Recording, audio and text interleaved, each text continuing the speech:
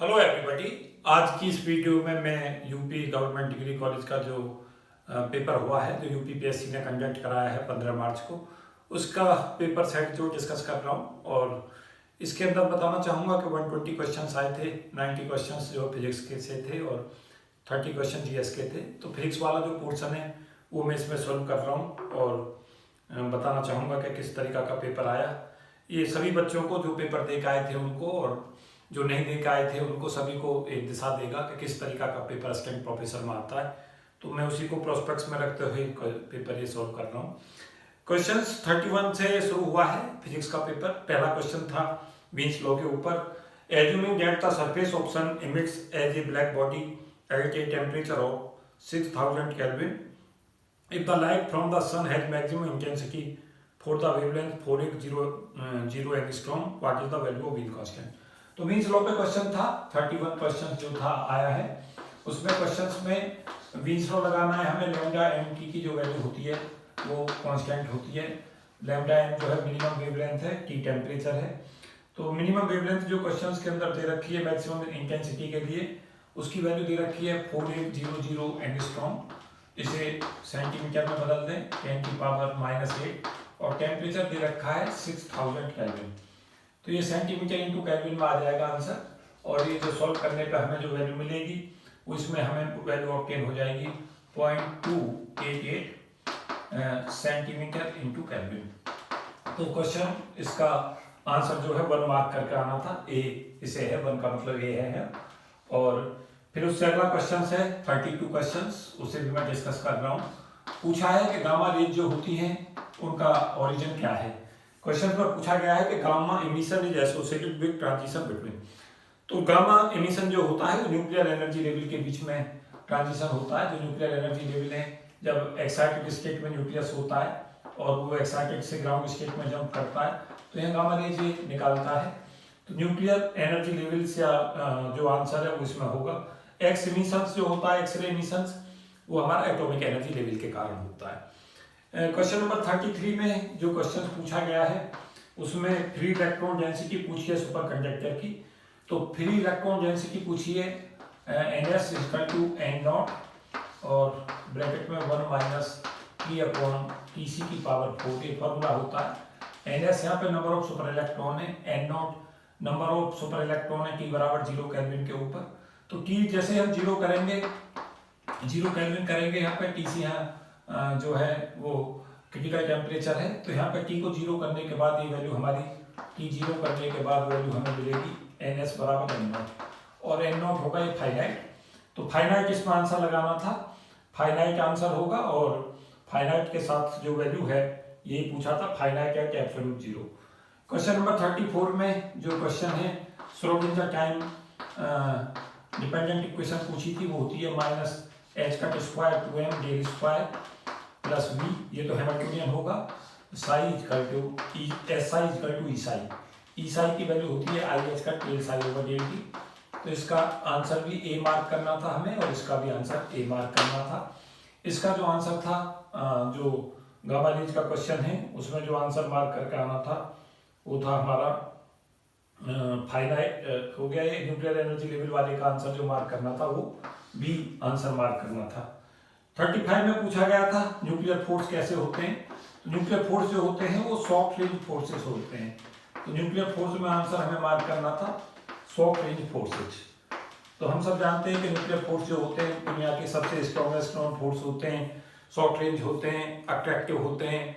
और जब डिस्टेंस बहुत क्लोज हो जाती है न्यूट्रॉनों के बीच में, दो न्यूक्लियनों के बीच में, तब ये रिपल्सन में बदल जाते हैं। लेकिन इन जनरली जो nuclear force short range forces होते हैं। तो ये क्वेश्चन इसमें आया हुआ था। 36 क्वेश्चन में डिस्कस कर रहा हूँ। बेसिकली क्या है कि जो हमारा पेपर है उसके अंदर हम देख रहे हैं कि जो क्वेश्चंस हैं वो काफ़ी सिंपल क्वेश्चंस हैं। ज़्यादातर जो क्वेश्चंस हैं पूछा है जेनर डायोड का, पूछा है कि जेनर डायोड जो है ब्रेक डाउन उसका कब होता है। तो जेनर डायोड का जो ब्रेक डाउन होता है वो हम जाने कि जेनर डायोड जो होता है वो रिवर्स बायस में काम करता है। और रिवर्स बायस में जब वोल्टेज रिवर्स बायस बहुत ज़्यादा हो जाता है तो direct rupturing of covalent bonding होती है और उसको हम कहते हैं जेनर ब्रेक डाउन। तो जेनर यही क्वेश्चन पूछा था कि लार्ज रिवर्स बायस पर होता है। 37 क्वेश्चंस के अंदर क्वेश्चंस में डिस्कस कर रहा हूँ। 37 में था energy store in volume for electric field as. तो इलेक्ट्रिक फील्ड में जो एनर्जी का फॉर्मूला, एनर्जी डेंसिटी का फॉर्मूला होता है वो होता है du upon dv equal to half epsilon not E square. ये एनर्जी डेंसिटी हो गई। du यहाँ एनर्जी स्टोर है वॉल्यूम dv में, इस dv को इधर ले जाए और उसके बाद इसे इंटीग्रेट कर दें इस तरीका से दोनों जगह से। तो ये u की वैल्यू जो यहाँ से ऑब्टेन होगी वो हमारी आएगी हाफ और epsilon not E square into dv। तो इसका आंसर हमें सी मार्क करके आना था। इस तरीका से इसे सॉल्व करना था। मैं आगे कुछ और क्वेश्चन के सॉल्यूशन दे रहा हूँ। पैकिंग फ्रैक्शन पूछा है एफसीसी लेटेस का। तो पैकिंग फ्रैक्शन एफसीसी का जो होता है, पैकिंग फ्रैक्शन एफसीसी का होता है 0.74। मैंने बहुत सारे वीडियो में जो क्वेश्चन है सब मेरी वीडियो से ही आए हैं जो मैंने पहले भी डिस्कस किए हुए हैं। तो पैकिंग फ्रैक्शन एफसीसी का होता है 0.74। डी आंसर मार्क करना था इसमें। जो बीसीसी है उसका पैकिंग फ्रैक्शन 0.68 होता है, सिंपल क्यूबिक का 0.52 होता है और जो हमारा डायमंड स्ट्रक्चर होता है उसके लिए 0.34 होता है। तो ये सब हमें याद होने चाहिए। उसके अलावा इंटेंसिटी का क्वेश्चन पूछा गया है D1 और D2 लाइन की सोडियम में।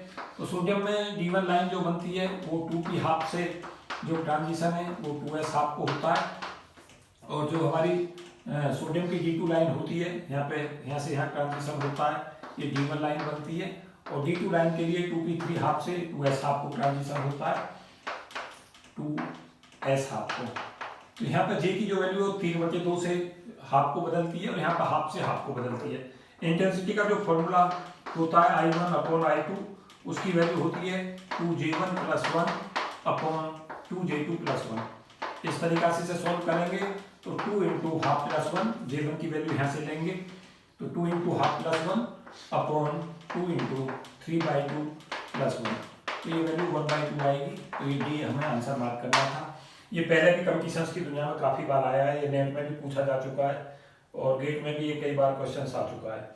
अगला क्वेश्चन जो इसमें मैं डिस्कस कर रहा हूँ 40 को मैं अभी रुक के सॉल्व करूँगा किसी और वीडियो में। 41 जो क्वेश्चन है उसे डिस्कस कर रहा हूँ। 41, 42, 43 ये तीनों क्वेश्चन मैं डिस्कस कर रहा हूँ। थ्योरेटिकल क्वेश्चन है। फर्स्ट लॉ ऑफ थर्मोडायनामिक्स जो होता है वो कंजर्वेशन ऑफ एनर्जी पर बेस होता है। तो conservation of energy base question है, उसका सी आंसर होगा कि फर्स्ट लॉ ऑफ थर्मोडायनामिक्स जो होता है वो कंजर्वेशन ऑफ एनर्जी है कि जब हम हीट देते हैं किसी सिस्टम को DQ वो दो जगह खर्च होती है, DU इंटरनल एनर्जी के बढ़ाने में और DW एक्सटर्नल वर्क करने में।